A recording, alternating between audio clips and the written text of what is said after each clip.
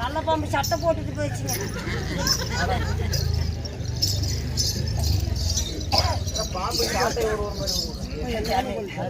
மகனே இத்தனை சனத்து முன்னால என் உடம்பு பார்த்தா உனக்கு அடிக்கிறதுக்கு மனசு வரும். நீ விட்டு சாமி செட்டுல நானும் எட்டோட அதான் ஒண்ணு ஊமி பொழைச்சுக்க. நீங்க குளித்து கொள்ளு.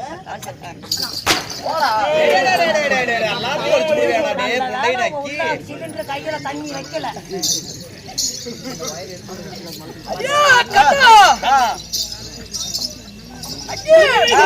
ரூபா போட்டி ரூபா போட்டி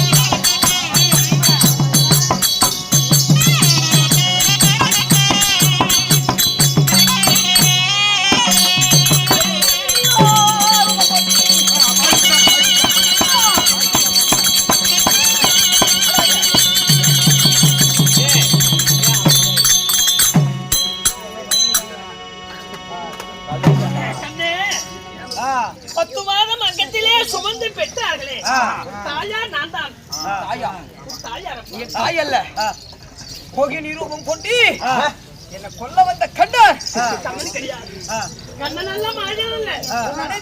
அறிந்தவன் நான் ஒருவனே. கண்ணா என்ன கொல்லதான வந்த என்ன எத்தனை ஊரா கொல்லுவனே கண்ணா கொல்ல கண்ணா அவ்வளவுதான் அடி.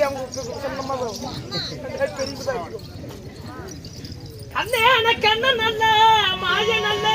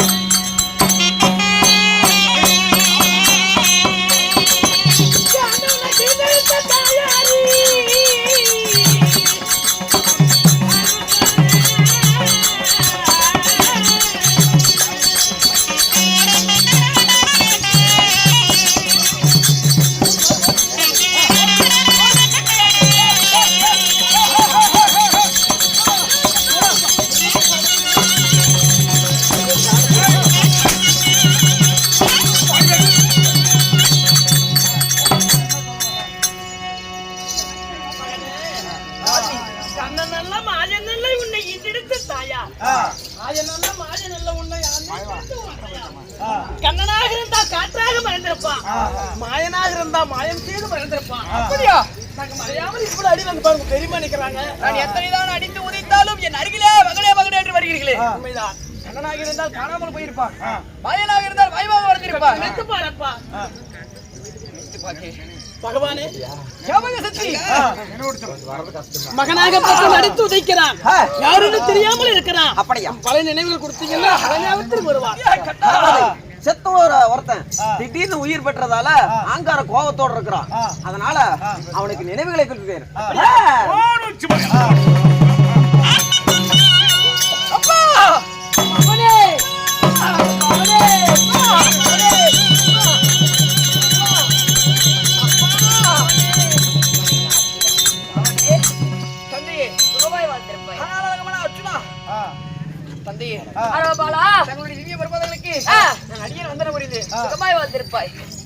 உங்களை ஏன் ஒரேயாடு அடியாடு அடித்திருந்தா, ஒரு அடியாடு அடித்திருந்தா என்ன மன்னியுங்க.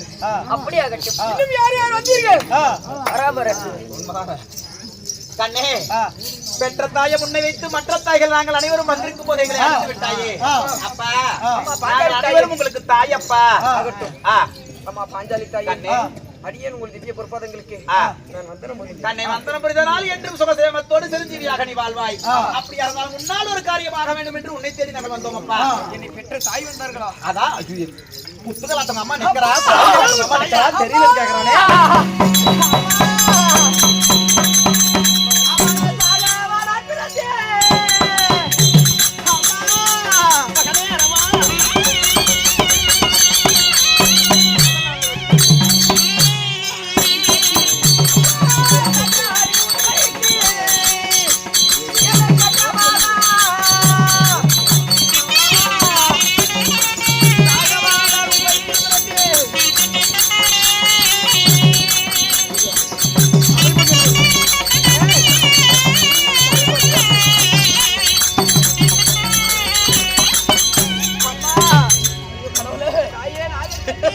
சரி, சாகவா நான் பிறந்தேன், சண்டாளி உன் வயிற்றில் பிறந்தேன், மாலவா நான் பிறந்தேன். விதியின் வசத்தினால இப்படி ஆகிவிட்டது. இருந்தாலும் உனக்கு உயிர் கொடுத்து விட்டோம் அல்லவா, இனிமேல் உனக்கு எதுவும் ஆகாது. கரியை தொடைக்கலாம், காவேரி நீந்தலாம். உண்மைதான். விதியை தொடைக்க வேந்தனாலும் இயலாது, வேந்தர் பயனாலும் இயலாது. எப்படியோ தாயும் பிள்ளையும் பிரிந்திருந்தோம், கண்ணே இப்பொழுது ஒன்று சேர்ந்து விட்டோம். உண்மைதான். மகிழ்ச்சி அம்மா. மகனே, இருந்தாலும் ஒரு விஷயம். எப்படி? எனக்கு உயிர் கொடுப்பதற்கு உங்களால முடியாது, என் தந்தையாரால முடியாது.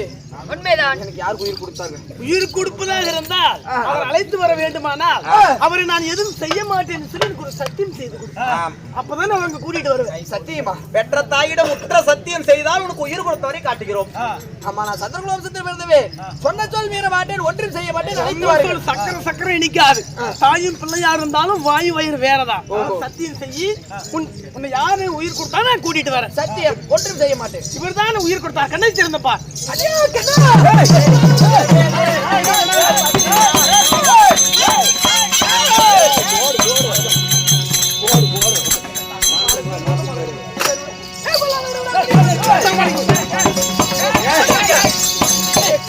கத்தை பண்ணி மாம மோட்டடாவே. சத்தியம் தவறாத சந்திரகுலத்தில் நீ பிறந்தாய், கோடு தவறாத குருகத்தில் நீ பிறந்தாய். கொடுத்த வாக்கை நீ என்றும் காப்பாற்ற வேண்டும். உன் தாயிடம் சத்தியம் செய்து விட்டாய் அல்லவா? அடிக்கலாமாடா?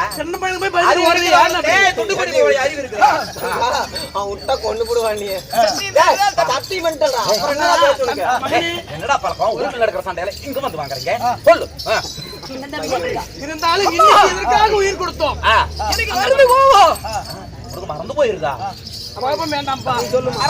இன்னைக்கு எதற்காக உயிர் கொடுத்தோம்? எதுக்கு உயிர் கொடுத்தீங்க? அண்ணாரு சொல்லுவார்.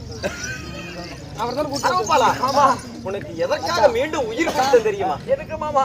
எந்த காரணம் தெரியுமா? அரவா, அதாவது அன்று ஒரு நாளாக மாமா என்ன சொல்றான்னு கேளு. என்னடா படிமானம்? அதெல்லாம் வேண்டாம், படிமானம் இல்லாம கேள்ற மாமாவை. எதற்காக, எதுக்கு உனக்கு உசுறு கொடுத்தான்? அன்று ஒரு நாள் உன்னை பலி கொடு, காளிகா தேவியிடம் உன்னை பலி கொடுக்கிறப்ப 3 வரம் கேட்ட. என்னென்ன வரம் கேட்ட? முதலாவது வரம், தந்தையே, இந்த பாண்டவர்களுக்காக நான் வருகிறேன், இரவாகாலிக்கு பலியாகிறேன். முதலாக நான் கன்னிகளையான் திருமணமாகாதவன், எனக்கு திருமணம் செய்ய வேண்டும் என்று ஒரு சத்தியம் கேட்டேன். சத்தியம் ஒண்ணு கேட்டேன், ஒரு வரம் கேட்டேன். ஆமா. இரண்டாவதாக கண்ணே 3 வரங்கள் கேட்டாய், முதல் வரம் எப்படி கேட்டாய்? முதல் வரம் நான் சத்திரியன், ஒரு வீரனுக்கு பிறந்தவன். கல்யாணமாகாமல் மடிந்து விட்டால் என்னை கமித்தி போடுவார்கள், அந்த அவமானம் எனக்கு தேவையா என்றாய். என் அண்ணனாகப்பட்டவர் பரந்தாமன் மோகினியாக ரூபம் கொண்டு உன்னை திருமணம் செய்தான். நீ அரவானாக பேர் பெற்றாய், அரவாணியின் புருஷனானாய். புரிகிறதை போலும் அப்படிதான். அப்படியாக இருந்தாலும் இரண்டாவது வரம் என்று என்ன கேட்டாய்? இரண்டாவது வரமாக என் தந்தையார் பாண்டவர்களுக்காக பலியாகிறேன். அந்த போரில் யார் வெற்றி தோல்வி என்று நீ பார்க்க வேண்டும். உடலுக்கு உயிர் இல்லை, தலைக்கு உயிர் கொடுத்து காளிகா கோயிலிலே மதில் சுவருக்கு மேலே அவரை பந்தலிலே உன் உயிரை வைத்தோம், சிரசை வைத்தோம். இரண்டாவது வரம் முடிந்தது. மூன்றாவது வரம் என்ன? மூன்றாவது வரமாக 18 நாள் சண்டையில் ஒரு நாள் சண்டை வேண்டும். கட்ட முடியாத கடனுக்கும் திங்க முடியாத சாதத்திற்கும் பிள்ளை இருக்கிறது. இந்த போர்க்களத்தில் நான் பங்கேற்க வேண்டும் என்றாய். அதனால் 8ஆம் நாள் யுத்தம் உனக்கப்பா.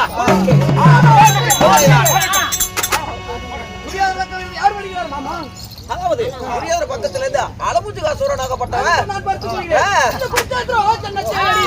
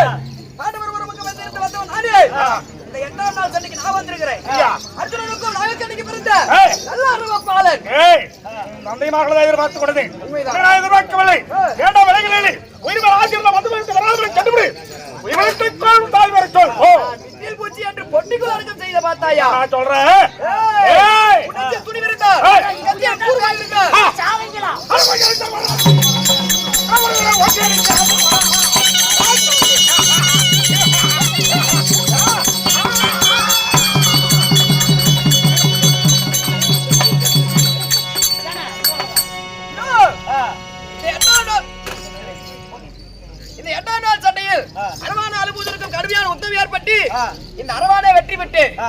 ஆனால் ஒரு விஷயம், என் மாமனாகப்பட்ட கண்ணன் பரந்தாமன் அரவன் உயிரோடு கேட்டு பார்த்தா என்னை சும்மா விட மாட்டார், கொல்வதற்காக பார்ப்பார். அருகே இருக்கிற ஒரு புத்து என் சீரூபமா பாபு வடிவம் நாகசர்பமா உருவத்தை எடுத்து நான் புத்துக்குள் வலிந்துகிறேன்.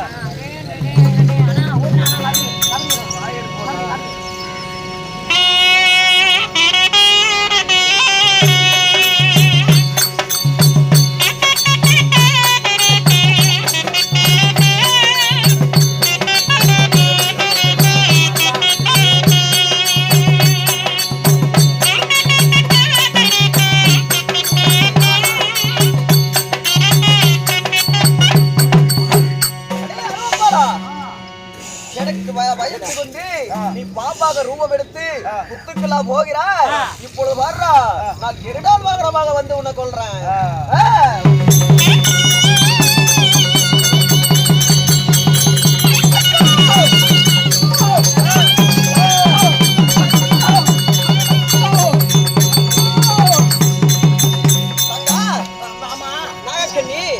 போர்க்கிறதுக்காக 8ஆம் நாள் சண்டைக்கு அழைத்து போறீங்க. சண்டைக்கு நீங்க மட்டும் வந்தீங்க?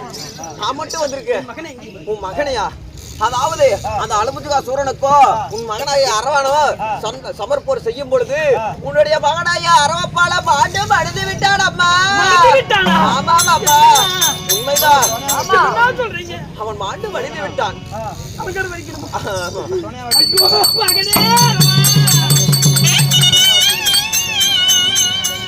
சபையர்களே, அதாவது என்னைக்குமே பெற்ற தாயை கொல்றதுக்கு எந்த தாயும் மனம் துணிய மாட்டாங்க. அது ஒரு மரண கண்டம். அந்த மரண கண்டத்தினால அரவான வெட்டி பலி கொடுத்து மாறு கண்டங்கிற ஒரு பேருனால அவனுக்கு உயிர் கொடுத்தோம். பாண்டவருக்கு ஜெயமாக வேண்டும் என்பதற்காக அவனுக்கு உயிர் கொடுத்தோம்.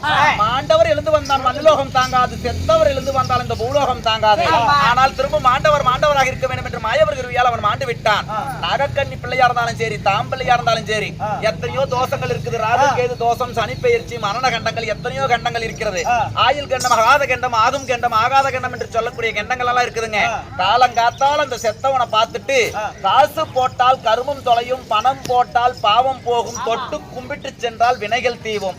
காசு போட்ட கைகளுக்கு அந்த கருமம் தொலைந்து காசி யாத்திரை சென்ற புண்ணியம் தேரும். பணம் போட்ட கைகளுக்கு பாவம் போகி அந்த பரமேஸ்வரின் அருள் கூடுமாமா. அதனால் அனைவரும் தொட்டு கும்பிட்டு அந்த ஆண்டவனின் அருளை பெறுமாறு மிக தாழ்ந்த பணியுடன் கேட்டுக்கொள்கிறோம்.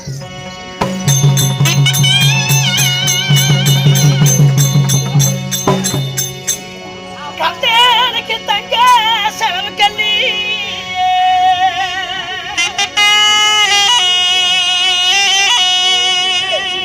நான் பெற்ற கரவப்பால அஜினிக்கு தலை முழுகு தப்பு முழு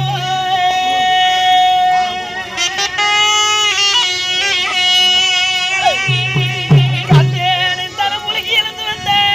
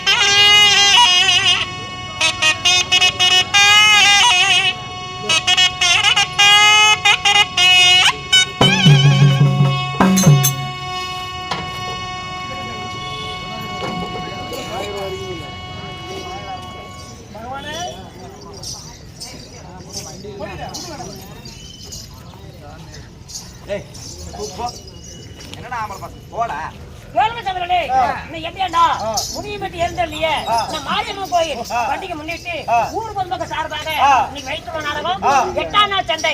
இல்லை என்றால் அறவால் அனுபவ யுத்தம் இதோடு முடிவெடுத்து பார்த்து வரும். இந்த நாடகத்துக்காக அன்பளிப்பு செஞ்சு வரும். இந்த நாடகம் விடியும் பொழுது பார்த்து வரும். இந்த நாடகம் பிடிச்சிருந்தா எல்லாம் ஜோரா கை தட்டு மாதிரி அன்பளிப்பு